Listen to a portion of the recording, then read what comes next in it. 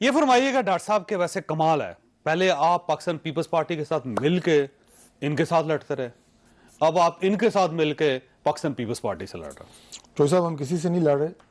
अगर किसी जगह के ऊपर कोई भी जमात, कोई भी कैंडिडेट ज़ाब्ता अखलाक की, कवानीन की, इलेक्शन के जो रूल्स होते हैं उनकी खिलाफ वर्जी करता है, उसके खिलाफ बात हम करेंगे, क्यों नहीं करेंगे। क्या खिलाफ वर्जी की? जीते वो सारी बात बहुत तफसील से आगे हो चुकी है कि आपका कैंडिडेट यानी हमारा कैंडिडेट जो है मिफ्ता इस्माइल, वो आपको जीता हुआ नजर आता है, आखिरी चंद पुलिस स्टेशन रह जाते हैं, रिजल्ट रोक लिया जाता है। और ये जो अपना खैर बाद में तो जो पाकिस्तान तहरीक इंसाफ के उम्मीदवार हैं छठे, तो इस पार्टी को 10वें नंबर पे थी और वो जनाब आगे पहले नंबर पे आ जाती है। में आप जीते हैं ना, तो आप जीते हैं सर। हमने सिर्फ इतना कहा, अगर आपको हराना मकसद होता तो खुशाब में भी हरवा देती। सर मैं सिर्फ इतना अर्ज कर रहा हूँ, खुशाब में इस पार्टी की वोट कितनी निकली है? 150, 230, 235 वोट निकली है। तो ये हालत है जमात की, और आपने जनाब उसको जितवाया। और फिर हमने कहा कि सिर्फ किसने जितवाया? आप इसको वोट की गिनती को नहीं, साफ और शफाफ तरीके से ने जितवा दिया आपको उनको, या पीटीआई ने जितवाया? नहीं, देखिए अब मैं वो कराची में तो नहीं था, लेकिन सूबाई हुकूमत का बड़ा रोल है उसमें। जो सूबाई हुकूमत है, सूबाई हुकूमत सर पंजाब में पीटीआई का बड़ा रोल है। ये आप खुशाब में इनको पीपल्स पार्टी की और नून की सूबाई हुकूमतें और पीटीआई की इंसाफ पठान सूबाई हुकूमत, हमारी हमारी हमारी चलो एक जुमला बोलने दें, हमारी ये हुकूमत है ना, वहां वजीर आला गए ना, वहां अरबों के मंसूबे हुए ना, हमने डीसी को, आरपीओ को, सीपीओ को, वहां पे डीपीओ को इन्वॉल्व किया। यही मुस्लिम लीग नून होती, इनके गुल्लूबाट भी होते, इनकी पुलिस भी होती, और ये इलेक्शन यही हमारा का इलेक्शन आपको पता चला साहब हमारा वोट पहले से ज्यादा निकला है, हमारा वोट 2016 से ज्यादा निकला है। हमारे 3 कैंडिडेट्स लड़े, इसके बावजूद आप इलेक्टोरल रिफॉर्म्स करना चाहते हैं? देखिए ना, ऑपोजिशन के बगैर तो नहीं कर सकते। ये मशीन के ऊपर बात हुई है, हमने चोरी साहब इनको कहना है आके इलेक्टोरल रिफॉर्म कर लें, वरना 2/3 मेजॉरिटी पर बात करना चाह रहा हूँ, क्योंकि भाई साहब ने 3-4 दफा उसको जिक्र किया है। अभी उन्होंने कहा कि जनाब 2/3 मेजॉरिटी हमारी आनी है। वो तभी आ सकेगी जब आप इलेक्ट्रॉनिक मशीनें लाएंगे और इनमें जालसाजी करेंगे। देखें अभी इन्होंने बड़ी इन्होंने तज़हीक से जिक्र किया कि जनाब ये मैनुअल सिस्टम पे यकीन रखते हैं और ये पटवारी सिस्टम पे यकीन रखते हैं। पटवारी को इतना तज़हीक वाला फर्द नहीं होता हमारे मुआशरे का एक हिस्सा। कंप्यूटर हो गया ना, मैं हाथ से नहीं आपने गलत समझा। मेरा मतलब है कि वो पटवारी हाथ से लिखते कंप्यूटराइज्ड हो गया ना। क्या पता आपके, मेरे या इनके अपने खानदान में कई पटवारी हो, वो कई पटवारी हैं, कई उस्ताद हैं, इसलिए तज़हीक ना करें। जी मैंने इसलिए कहा नहीं है सर, वो चोई साहब मेरी बात समझ गए। नहीं सफाई ना दें, सफाई ना दें, सफाई ना दें। अब पटवारी भी खत्म हो, आप डिफेंसिव ना हो, सफाई ना दें। आपने कहा ना ये पटवारी सिस्टम और ये पटवारी, तो आप डिफेंसिव ना हो, सफाई ना दें। पटवारी की काबिल इज्जत हमारे माशरे का फर्द है। मसला ये है, मैंने दूसरी बात की है। नहीं एम को क्यों नहीं आप कौन से लिखते हैं? आप सारे ही हाथ से लिखते हैं यार, वो हाथ से लिखते हैं। आप अगली बात सुने, आप मशीन की बात सुने, आप मशीन की बात सुने, मशीन की बात सुने। वैसे आपकी तरह के लिए अर्ज है कि जो इलेक्ट्रॉनिक सिस्टम जमीन की ट्रांसफर का शहबाज शरीफ साहब कंप्यूटराइज कर गए थे, आप दोबारा पटवारी सिस्टम ले आए हैं पंजाब में। ये आपके लिए अर्ज है, चेक कर लीजिएगा। इलेक्ट्रॉनिक मशीन की मैं बात करता हूँ। तो साहब यूरोप में जो फैशन खत्म होता है पाकिस्तान में शुरू हो जाता है, इंडिया में शुरू हो जाता है, यूके में शुरू हो जाता है। ये सिस्टम तमाम दुनिया में फेल हो रहा है, आप उसको लेके आने की बात कर रहे हैं। आज तमाम हुकूमती तो सब मुकम्मल करने देना नहीं चल सका ना। मैं खुद उस जो इलेक्शन रिफॉर्म कमेटी थी उसका मेंबर था, मैंने वहां भी मुखालफत की, जिस कमेटी को इसाक डार साहब जो है वो चेयर कर रहे थे, सरबराह थे। मैंने वहां भी इसकी मुखालफत की, क्योंकि मैंने अपनी इल्म के मुताबिक या अपने तजर्बे के मुताबिक मुझे पता था कि ये कारामद नहीं है। हुकूमती तर्जुमान अब इस सिस्टम के हक में उसी तरह गुफ्तगू कर रहे हैं जिस तरह जब इमरान खान साहब ने बतौर वजीर तजारत कहा था कि इंडिया से तजारत खोलो। मैंने अपने भाई को उस वक्त भी कहा था, मैं क्या ना छलांगे मारे। इन्होंने उस वक्त भी इंडिया की हक में और उसकी शान में इतने कसीदे पड़े। अगले दिन जब वज़ीर आज़म साहब ने बतौर वज़ीर आज़म उस तजारत को उन्होंने नल एंड वाइट कर दिया, बात उधर की उधर आ गई। अब चूंकि कहा जा रहा है उनके मशीनों की तारीफ करो, उनकी गवर्नमेंट है, सर इनकी मजबूरी है, मुझे पता है, मैं जानता हूं। आप मशीनों की तारीफ करो, सारे किए जा रहे हैं, भाई साहब की बात नहीं कर रहा। सारे किए जा रहे हैं, मशीनें बहुत अच्छी हैं, मशीनें बहुत अच्छी हैं। ये बात वही है जब चोई साहब ने कहा कि बैंगन बहुत अच्छे हैं, बैंगनों की तारीफ, चोई साहब ने कहा कि बैंगन खराब है, बैंगनों के खिलाफ। उन्होंने कहा यार ये कर क्या रहे हो? उन्होंने कहा हम चोई साहब आपके मुलाजिम है, बैंगनों के तो नहीं है। इसलिए ये मशीनों का हाल छोड़े। इस वक्त ये हो रहा है, ये मशीन को घर घर आके तो वोट डालेगी नहीं, इसको ऑपरेट फिर इंसानों ने करना है। डेटा वो होगा जो आप देंगे, रिजल्ट वो होगा जो आप कहेंगे। दो बातों का भाई साहब सवाल सिंपल ये है सर कि इस वक्त बैलेट बॉक्स चोरी होता है और वहां पे अगर मशीन चोरी होगी पूरी तो फिर तो साहब पहली तो मैंने जो पटवारी वाली बात की मैं वजाहत करूं, उन्होंने सुनी नहीं, फिर वजाहत शुरू हो गया। मैं मेरी बारी है ना, मैं बोला क्यों डिफेंसिव?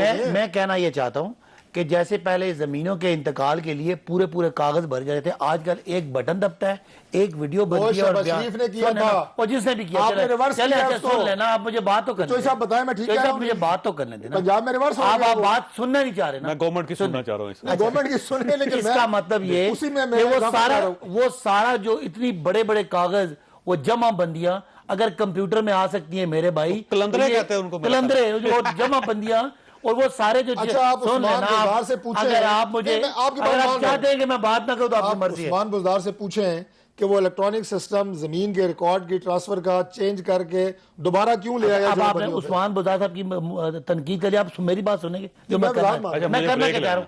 चौधरी साहब वो जो पटवारियों के पूरे पूरे जो दफ्तर भरे होते थे, वो दफ्तर आज एक कंप्यूटर में पूरे पंजाब का रिकॉर्ड आता है। इनको समझाना ये है कि ये नून लीग वालों को बात लेट समझ आती है, खुद ने वो किया है। चौधरी साहब बात फिर रिवर्स हो गया, हमारे एग्जाम भी लगा रहे हैं। वैसे पेशावर में टेस्ट किया था, नाकाम हो गया। मेरी बात नहीं होने दे रहे। मैं ये कहना चाहता हूं चौधरी साहब, जावेद चौधरी साहब, कि इनको समझाना है कि इन्होंने खुद कोशिश की, इनसे नहीं हुआ, पीपल्स पार्टी ने कोशिश की, नहीं हुआ। आज इमरान खान जो बात करेंगे ये उसके मुखालिफ हो जाते हैं। कोई बात इमरान खान करे, हम इनको कहते हैं हमने आपको कहा था कि आप इलेक्शन दादली में रोएंगे, आज ये रो रहे हैं ना। आज मिफ्ताह इस्माइल सड़कों पे ख्वार हो रहे हैं। अगर ये इलेक्टोरल रिफॉर्म आप भी सेनेट दोनों ख्वार हो, हम तो इनकी वजह से हो रहे हैं ना। हम तो रिफॉर्म करना चाहते हैं, लेकिन नून लीग का अलमिया ही है। लेकिन जो बात सवाल एक है, उसकी मुखालफत करनी। भाई सर सवाल बड़ा सिंपल है कि अगर आप रिफॉर्म्स करना चाहते हैं तो आपको अपोजिशन की जरूरत है, और अपोजिशन के खिलाफ आप रोज एक तकरीर ठोक देते हो तो ये आपके साथ क्यों बैठे? भाई साहब अगर आप वाकई सीरियस हैं और आप ये चाहते हैं कि इलेक्टोरल रिफॉर्म्स हो जाए, ईवीएम भी आ जाए, तो उसके लिए आपको अपोजिशन के साथ बैठना पड़ेगा।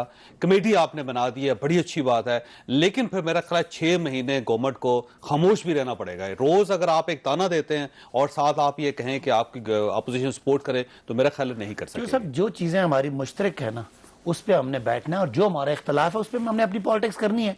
ये रोज हुकूमत पे तनकीद करें, हमें कोई इतराज नहीं। मुश्तरक बात यह है कि आज 9 जमातें कह रही हैं कि पीपल्स पार्टी ने धांधली की है, डस्का में ये कहते हैं हमने धांधली किया, कल ये इलेक्शन जीत गए। मुस्लिम लीग नून की बड़ी सीधी सीधी सियासत है, जो ये इलेक्शन जीते हैं वो फेयर है, जो ये हारे हैं धांधली है।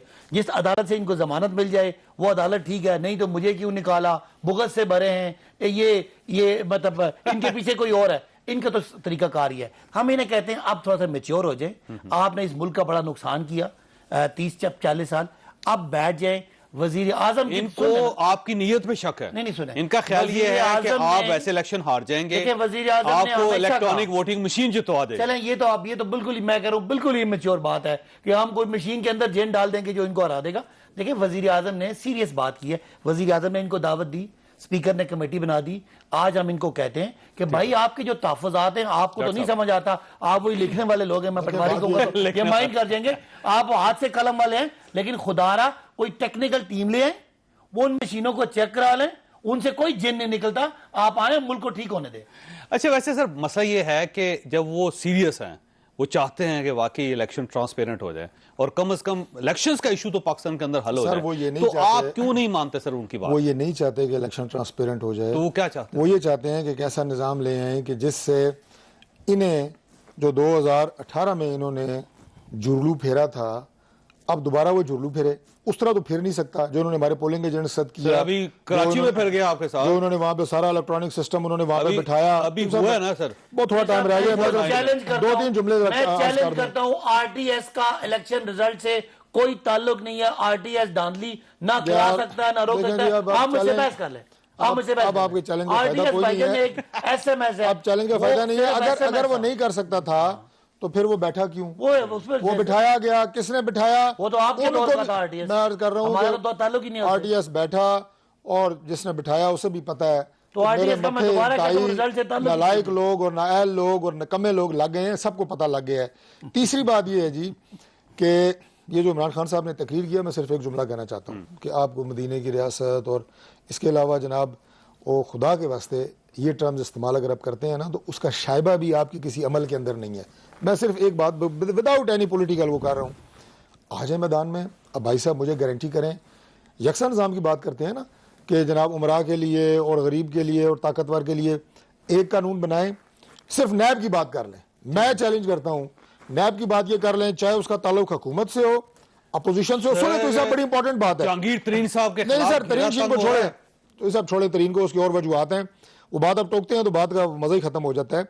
मैं चैलेंज इस बात पे कर रहा हूँ कि हुकूमती मेंबर हो या अपोजिशन का हो या कोई भी हो, एक फार्मूला बना लें कि क्या आपने इन्वेस्टिगेशन के ऊपर गिरफ्तार करना है लोगों को, या आपने इंक्वायरी के ऊपर गिरफ्तार करना है, या रेफरेंस दायर करके गिरफ्तार करना है। अपोजिशन के लोग ये भी इंक्वायरी नहीं होती, गिरफ्तार होते हैं। हुकूमत में बैठे सारे चोर करनी पड़ेगी, सारे बदमाश, रेफरेंस दायर है, आप उनके खिलाफ कुछ नहीं कर रहे। ये कौन सा इंसाफ है? मिसालें किनकी दे रहे हैं और अमल आपका क्या है? मैं आपको बताता हूँ, अमेंडमेंट कर लेना सर, हुकूमती लोगों के खिलाफ रेफरेंस दायर क्यों नहीं गिरफ्तार कर रहे? नैब कवानीन चोर आपके बगल में बैठे हैं, क्यों नहीं गिरफ्तार कर रहे? मुझे चौधरी तारक फजल चौधरी साहब पाकिस्तान में किसी एक आम गरीब बंदे की वो मिसाल दे दें जो मियां नवाज शरीफ साहब की तरह सजा याफ्ता भी हो और लंदन में जमानत पे नहीं छोड़ना था सर, यही है ना, गरीब और अमीर सर क्यों छोड़ा है फिर आपने? 50,000 की चोरी करे उसको डंडे मारते हो, क्यों जाने दिया सर आपने? अरबों खरबों अगर नवाज की सजा याफ्ता हो, बाहर गया ना, नवाज शरीफ साहब लंदन में अगर नवाज शरीफ बाहर गए हैं और वो बीमार नहीं थे तो वो डंडे इनको पड़ने चाहिए। बिल्कुल सर, इन्होंने भेजा, इन्होंने कमेटी बनाई, इन्होंने कहा वो बीमार हैं तो वो डंडे इनको पड़ने चाहिए। हमने 7 अरब रुपया, 7 अरब को छोड़े, अरब शरब को छोड़े, कवर करके भेजते, हुकूमत ने भेजा, कह दिया तो हम क्या बीमारी का सुन के भेजा, अप्रूवल दे दी ना सर, देखें क्यों दी? कैबिनेट ने अप्रूवल दी थी उनका इलाज करने की। कैबिनेट ने कहा था कि 7 अरब जो मियां साहब के जिम्मे था इस कौम के चोरी का वो वापस दे के जाए, लेकिन अदालत जब आप नया कानून बना देते भाई साहब, कानून बना देते रमजान में जाएंगे 7 अरब रमजान में भी 7 अरब हमने मांगे ना, झूठ बोलने से बाज नहीं आ रहे, कोई उनके जिम्मे 7 अरब आप साबित नहीं कर सके। वो भाई मेरे वो आप चल के मांग रहे थे, वो आप छोटी बांड मांग रहे थे, जो उनके जिम्मे कुछ नहीं था। जब अदालत से जमानत होती है तो आपको मचल के देने पड़ते हैं, छोटी बांड देना पड़ता है। हुकूमत ने कहा छोटी बांड मांगा था, जमानत मांग रहे थे वैसे सर, छोटी है बांड ना, जो रमजान इकबाल आ जाओ, रमजान इकबाल आ जाओ, उन पे वो छोटी बांड थी, वो 7 अरब की थी। कौन सी अदालत मुझे पहले ये अदालत में नहीं, छोटी बांड क्या था, किस चीज का था? कौन सी अदालत में 7 अरब की लायबिलिटी है? की तारीख में एक जमानतदार जिसमें 7 अरब की डिमांड